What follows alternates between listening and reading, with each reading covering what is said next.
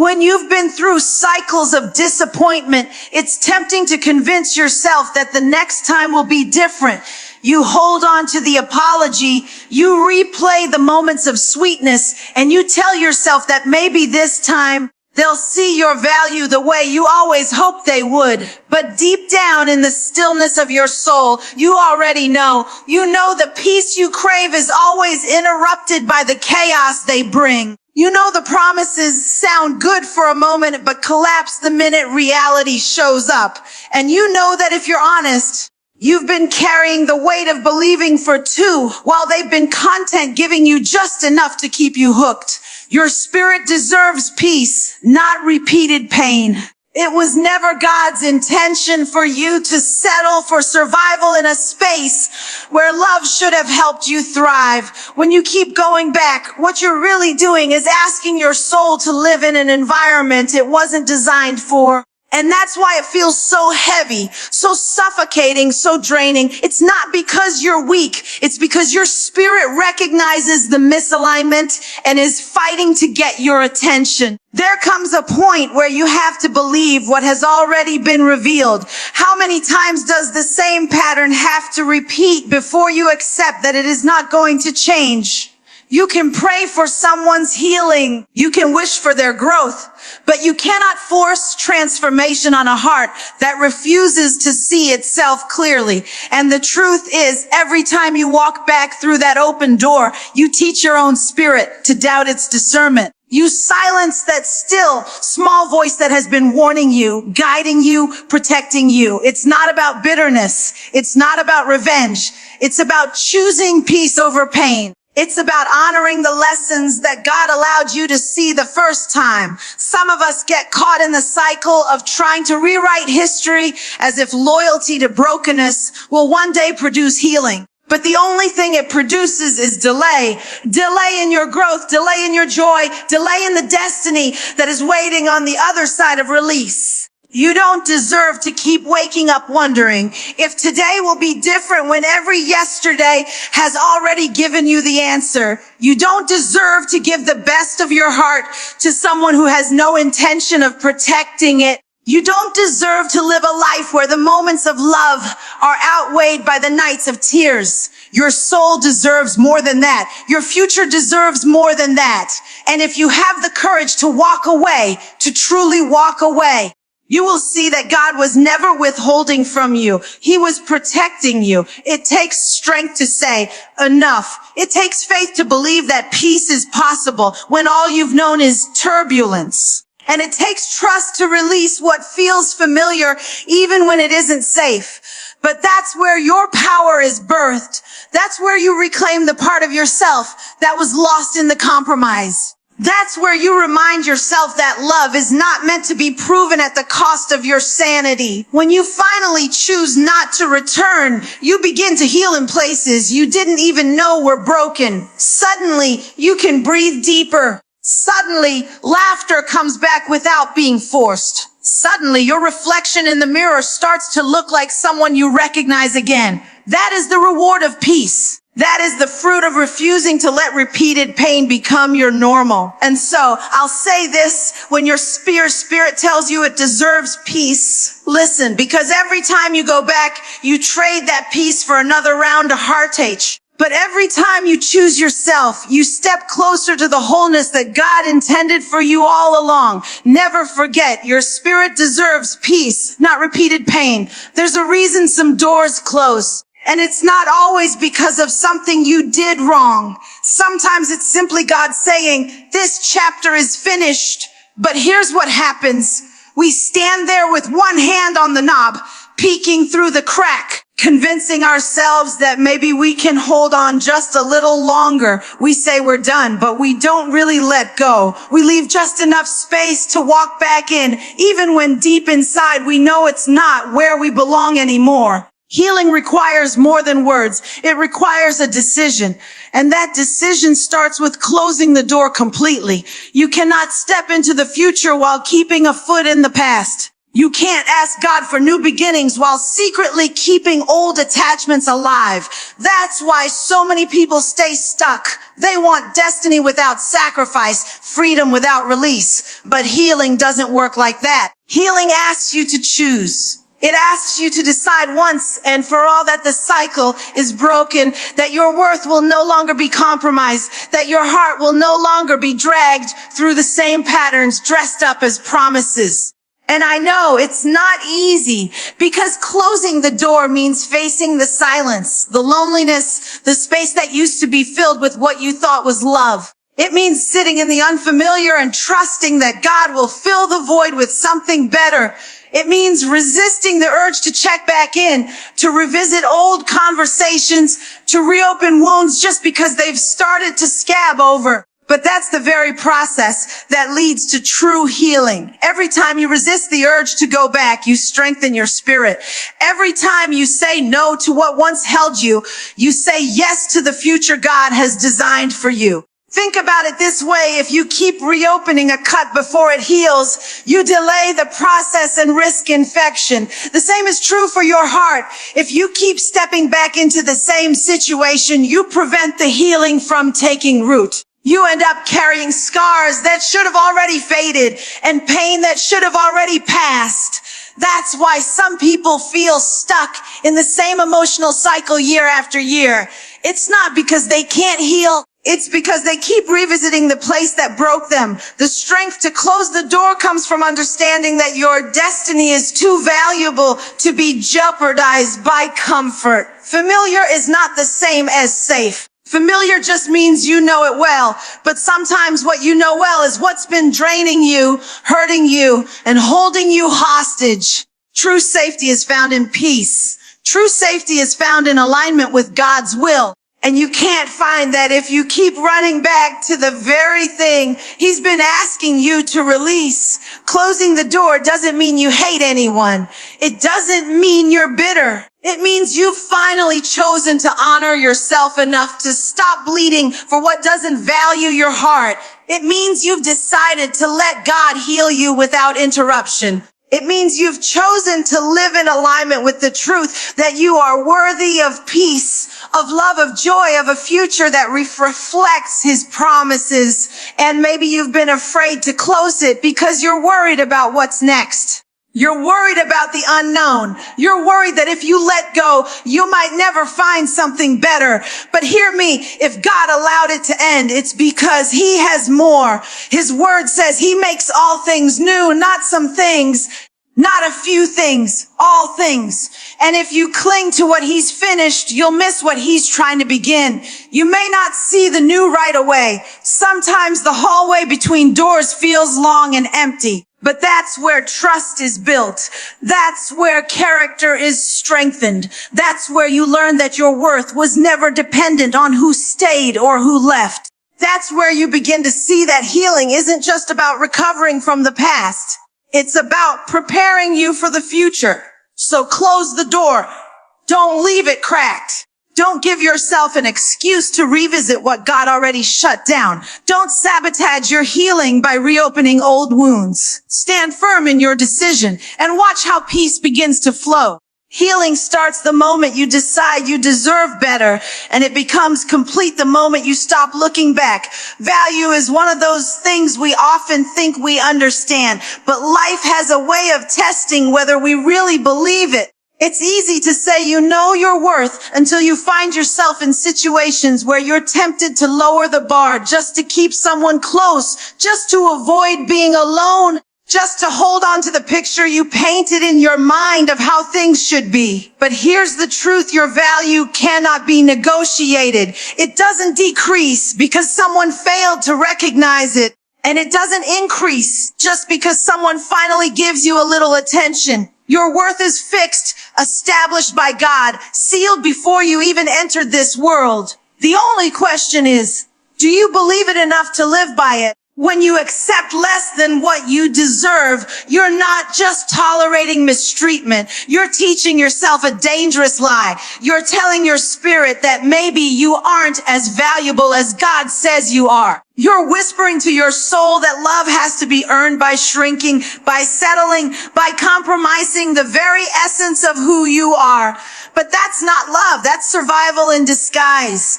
And survival is not what you were created for. You were created to flourish, to walk in peace, to be surrounded by people who honor your presence, not just exploit it when it's convenient. The danger of negotiating your value is that it never stops with one compromise. You let one boundary slide and then another, and before you know it, you've built a life around accepting the bare minimum. You look up one day and wonder why you feel so small, so unseen, so unappreciated. It's because you've been living beneath your worth. And the longer you stay there, the harder it becomes to remember who you really are. That's why you have to make a decision early, a decision that no matter what happens, no matter how lonely it feels, no matter how much you wish the story had gone differently, you will not lower your value to fit into spaces that were never meant to hold you. Think about it. Gold doesn't stop being gold because someone walks past it and fails to notice. Diamonds don't stop being precious just because someone mistakes them for glass. Their value remains the same whether or not anyone else acknowledges it.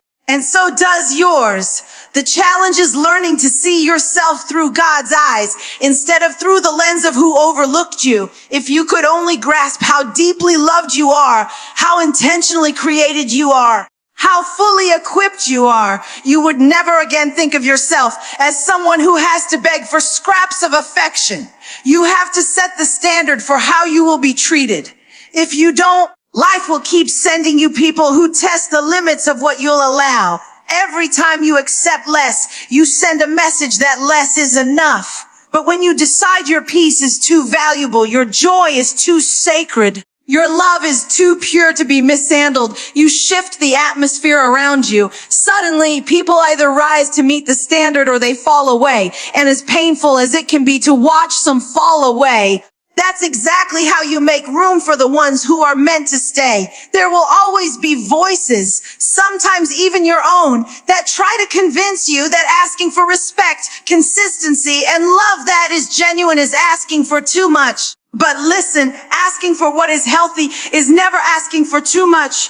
It's asking the wrong person, the wrong situation, the wrong connection. When the right one shows up, when alignment meets your destiny, you'll realize you were never asking for too much. You were just asking the wrong place. So hold your value high, not with arrogance, but with quiet strength, with the kind of confidence that doesn't need to announce itself because it's rooted in truth. The more you honor your worth, the more your life will reflect it. The more you stop negotiating, the more you'll attract peace, wholeness, and love that doesn't require you to lose yourself in the process. One of the biggest traps we fall into is confusing history with destiny.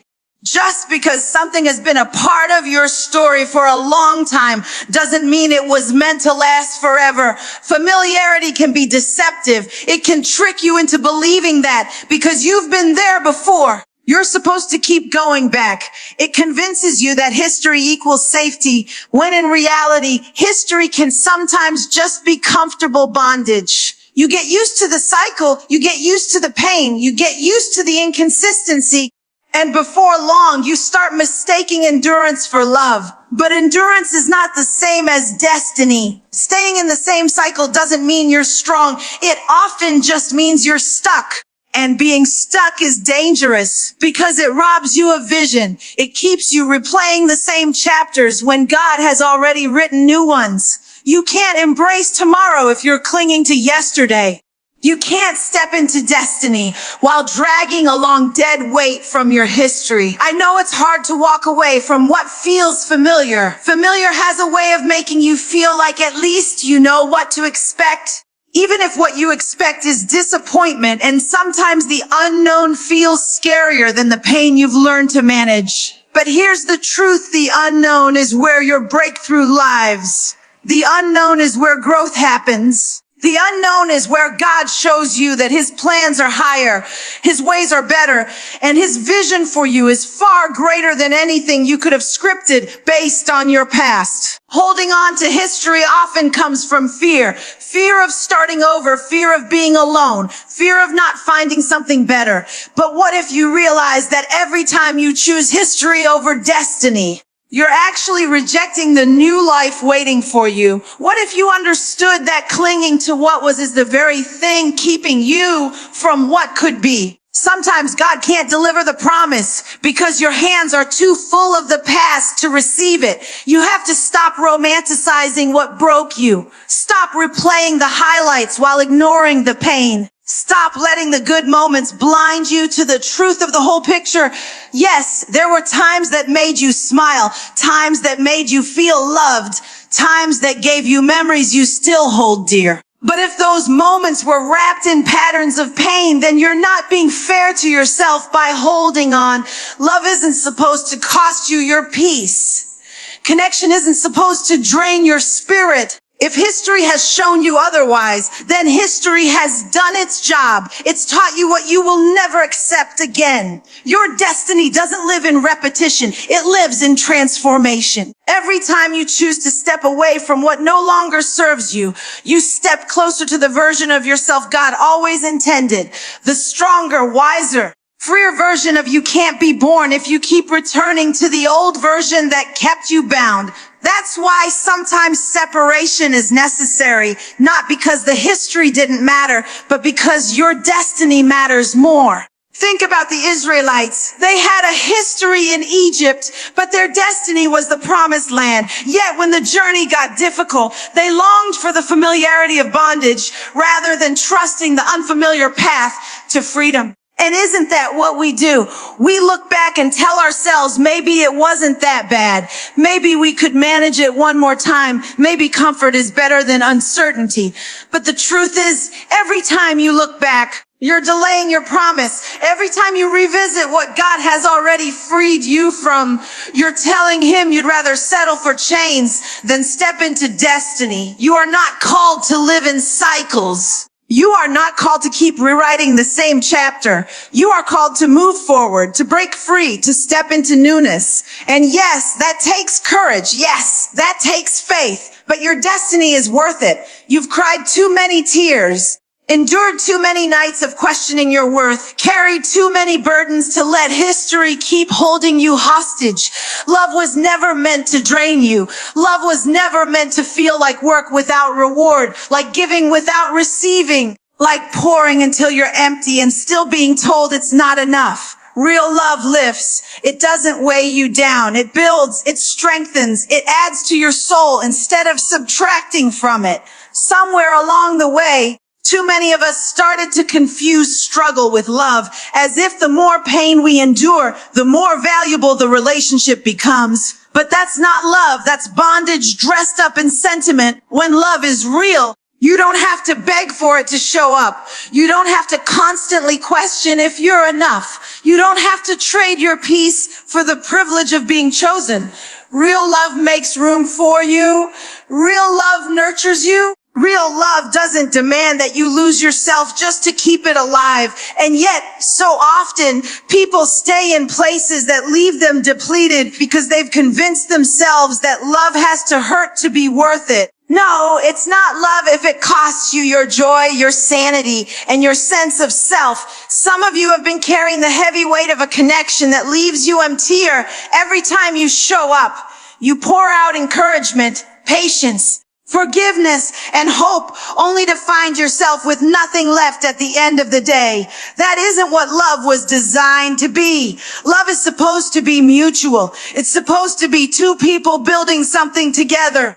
Not one person constantly holding up the entire foundation while the other just benefits from it. The reason it feels so exhausting is because you're doing all the lifting in a relationship that was meant to be shared. And the longer you carry what wasn't meant for you, the more it steals your ability to grow. Your dreams suffer, your confidence weakens, your faith in yourself diminishes.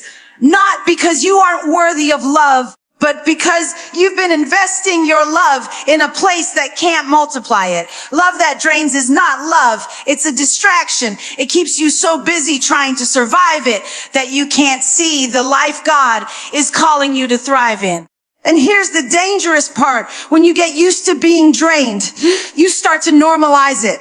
You tell yourself this is just how relationships are. You convince yourself that maybe everyone feels like this. You minimize your own pain just to keep the picture intact. But love is not supposed to feel like you're suffocating in the very place you thought you'd be breathing the freest. That's how you know the difference between real love and counterfeit love. Real love expands you. Counterfeit love shrinks you. The love God intends for you will not silence your voice. It will celebrate it. It will not tear at your identity. It will protect it. It will not make you question your worth. It will confirm it. If what you're calling love is breaking you more than it's building you, then it isn't love. It's a lesson. And sometimes the greatest act of love you can show yourself is walking away from what keeps draining your spirit. Don't confuse endurance with love. Don't confuse sacrifice with suffering. Yes, love requires effort, patience, and compromise, but it should never cost you your soul in the process. You deserve a love that allows you to exhale, not one that keeps you holding your breath, waiting for peace that never arrives. You deserve a love that adds laughter to your days, not one that leaves you wiping tears from your pillow every night. You deserve a love that makes you better, not one that keeps you questioning if you're even enough. So if you find yourself more tired than treasured, more broken than built, more drained than developed, maybe it's time to tell yourself the truth. Maybe it's time to stop calling something love when it's really just pain you've learned how to tolerate. Because the love that's meant for you will never require you to lose yourself to keep it. Sometimes we wonder why it feels like our prayers aren't being answered, why the breakthrough seems delayed, why peace still feels out of reach. And the truth is, it's not that God isn't listening. It's that our hands are too full of the old to receive the new. You cannot embrace what God has prepared for you if you're still clinging to what He has already asked you to release. There comes a point when you have to decide whether you trust Him enough to let go, even if letting go feels like losing. Holding on to expired attachments may feel safe because they're familiar. But safety and destiny don't always look the same. Sometimes what feels safe is just comfortable dysfunction, and you've convinced yourself that it's better than facing the unknown. But the unknown is where God's promises live. The unknown is where new vision, new opportunities, new relationships, and new strength are waiting. You can't walk into a new season while dragging chains from the old one. You can't ask God to heal your heart while you keep running back to the place that broke it. The hardest part about release is that it feels final. It feels like if you truly let go, you'll never get back what you thought you needed. But what if that's the point? What if God is trying to teach you that you don't need what you thought you couldn't live without? What if He's trying to show you that His plan is bigger, His love is deeper, and His blessings are richer than anything you've been holding on to? The old feels like loss, but it's really just making space for increase. We get so caught up in thinking about what we're leaving behind that we don't even realize what's ahead of us. You can't carry bitterness from the past and expect to hold joy in the present. You can't cling to broken relationships and expect to receive divine connections. You can't keep watering dead roots and still hope for a harvest. There is no new growth without release. Sometimes God will even strip things away Himself because He knows you won't do it. And though it feels painful in the moment, later you look back and realize He was protecting you. He was positioning you. He was preparing you. Release is an act of trust. It's saying, God, I don't know what's next, but I know you're good. And I believe what you have for me is better than what I'm leaving. And it's in that surrender that peace begins to flow. That's when healing starts to feel real. That's when clarity comes. That's when you start to see yourself not as someone who lost, but as someone who made room for abundance. It won't always feel easy. Sometimes release means walking away from years of history. Sometimes it means untangling yourself from dreams you built with someone else. Sometimes it means breaking cycles that your heart grew attached to even when your spirit knew they weren't right. And yes, release will hurt at first, but pain is temporary while peace is eternal. God's new is always worth the discomfort of letting go. And here's the truth you can't ignore. If you don't release, you'll stay stuck in patterns that steal your joy. You'll keep revisiting old wounds instead of experiencing real healing. You'll delay blessings that have already been written in your story, just waiting for you to open your hands and receive them. It's not punishment, it's alignment. God's new cannot coexist with your refusal to release the old. So ask yourself, what have you been holding on to that no longer serves you? What door have you left cracked open that God already closed? What weight are you carrying that is stopping you from walking freely into the future? Until you answer those questions and choose release, you'll keep feeling like something is missing. But the moment you release, the moment you truly let go, you'll discover that what you thought was lost was really the beginning of overflow.